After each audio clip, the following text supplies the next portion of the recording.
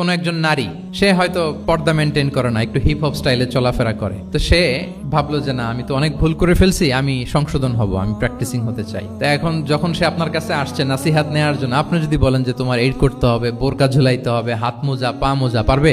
এ বলবে আগে যা ছিলাম ভালোই ছিলাম। তাকে একটু একটু করে বোঝাতে হবে, মানে এই হেজাব এটা কেন, হ্যাঁ, কাভারিং আওরা এটা কেন, কেন এটা করতে, এটা বেনিফিটটা আগে বুঝালেন যে Islam consider women as a queen, নারীকে ইসলাম কি হিসেবে কনসিডার করে?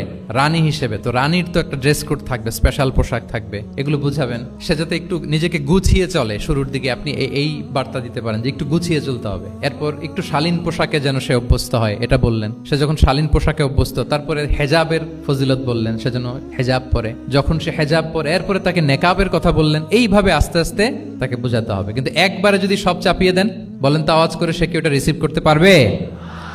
কারণ এই যে গ্রাজুয়ালিটি আর তাদাররুজ, এই সিস্টেমটা আপনি ভায়োলেট করেন নাই। একটু একটু করে বললে এটা মানুষের ফিতরাতের সাথেও যায়, তার নেচারের সাথেও যায়।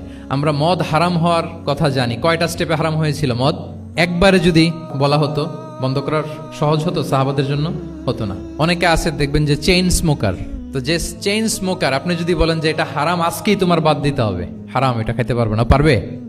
ও দুনিয়া সব বাদ দিতে পারবে, সিগারেট বাদ দিতে পারবে না। তো তারে কি করতে হবে? ফ্লেক্সিবিলিটি দিতে হবে, যে আস্তে আস্তে ছাড়েন।